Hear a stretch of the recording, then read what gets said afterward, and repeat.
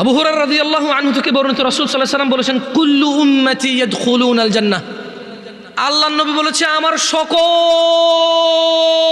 উম্মত জান্নাতে যাবে।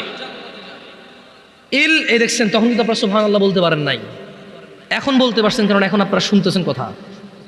এতক্ষণ আপনারা শুনেননি কথা, আপনাদের মনে হচ্ছিল আপনারা শুনতেছেন, কিন্তু আপনারা শুনেন নাই। শুনলে আপনারা বুঝতে পারতেন আল্লাহর নবী কত বড় কথা বলে গেছে সাল্লাল্লাহু আলাইহি ওয়াসাল্লাম। উনি বলেছেন যে ইল্লা মান আবা, আবা ছাড়া আমার সব উম্মত জান্নাতে যাবে। কল, সাহাবী বললেন, তারা বললেন, কলু, তারা বললেন, ওয়ামান ইয়াবা ইয়া রাসূলুল্লাহ, ও আল্লাহর রাসূল সাল্লাল্লাহু আলাইহি ওয়াসাল্লাম, কে সে যে আবা? সবাই তো জান্নাতে যাবে, আবা যাবে না, তা আবাটা কে?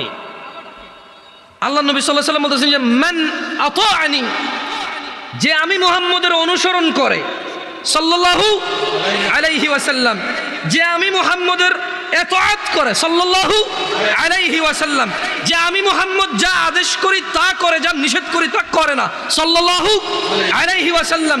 মান আতাআনি, যে আমার অনুগত্য করে, দাখালাল জান্নাহ, সে জান্নাতে যাবেই যাবে, পুরুষ নারী যেই হোক।